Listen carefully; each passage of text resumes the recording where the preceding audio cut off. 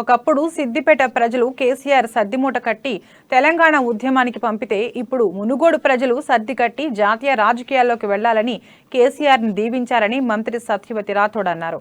ఉప ఎన్నికల్లో మునుగోడు ప్రజలు టీఆర్ఎస్ పై తమ అభిమానాన్ని చాటారని తెలిపారు. కూసుకుంట్ల ప్రభాకర్ రెడ్డిని గెలిపించినందుకు ప్రజలకు రుణపడి ఉంటామని అన్నారు. కుటుంబ సమేతంగా యాదాద్రి శ్రీ లక్ష్మీ నరసింహస్వామి వారిని దర్శించుకున్న మంత్రి దొంగ ప్రమాణాలు చేసిన బీజేపీ నాయకులకు స్వామివారు తగిన బుద్ధి చెప్పారని అన్నారు. 3.5 కాలంలో అభివృద్ధికి నోచుకొని మునుగోడు నియోజకవర్గాన్ని అద్భుతంగా తీర్చిదిద్దేందుకు సిద్ధంగా ఉన్నట్లు తెలిపారు.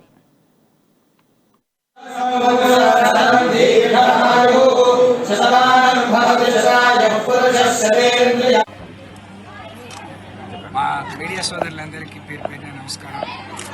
ఈరోజు నరసింహస్వామిని యాదాద్రి లక్ష్మీనరసింహస్వామిని దర్శించుకోవడం జరిగింది. నిన్ననే మునుగోడు ఫలితాలు వచ్చాయి. టీఆర్ఎస్ పార్టీ అభ్యర్థి ప్రభాకర్ రెడ్డి గారు కేసీఆర్ గారి ఆశీర్వాదంతో ప్రమాణంగా గెలవడం జరిగింది. ఒక ధర్మ పోరాటం ఈరోజు బీజేపీ చేస్తున్న అధర్మం లేకపోతే రాజకీయాలను భ్రష్టు పట్టించే విధానం ఇవన్నీ చూసిన తర్వాత నేను నరసింహస్వామిని మొక్కున్నాను.